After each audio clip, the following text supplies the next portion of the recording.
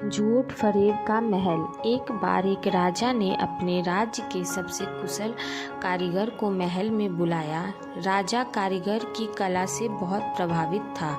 उसने कारीगर को दरबार में बुलाया और कहा, तुम हमारे लिए राज्य का सबसे सुंदर महल बनाओ। हमारे पास धन की कोई कमी नहीं है। तुम जितना धन मांगोगे उतना तुम्हें मिलेगा।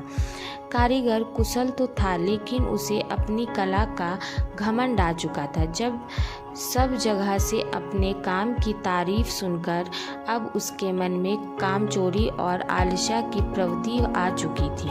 खैर, कारीगर महाराज की आज्ञा पाकर अपने काम में जुट गया, लेकिन थोड़ी ही दिन बाद उसके मन में विचार उठा कि क्यों ना रद्दी घटिया किस्म का माल लगाकर जल्दी से जल्दी महल का काम समाप्त करके मोटा मुनाफा कमा लिया जाए।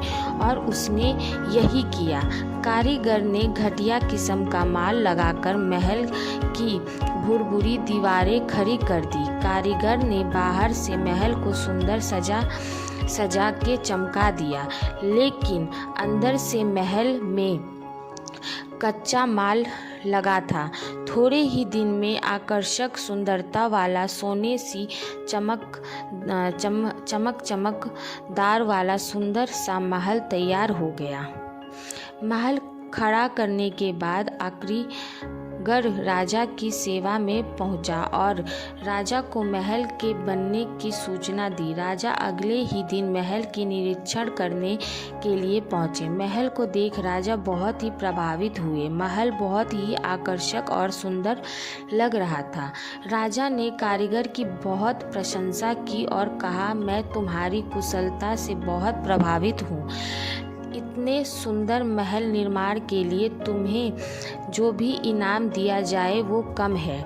मैं सोच रहा हूँ इस अद्भुत कार्य के लिए तुम्हें क्या इनाम दिया जाए। फिर थोड़ा सोच विचार कर महाराज मुस्कुराए और बोले, लो तुम्हें यही महल पुरस्कार में देता हूँ। महाराज की बात सुनकर कारीगर हतप्रभ रह गया। उसे क्या मालूम था कि जिस महल को वह घटिया माल से बना रहा है वही महल एक दिन उसे इनाम में मिल जाएगा। राजा महल के निरीक्षण कर और महल को कारीगर को इनाम में देकर चले गए।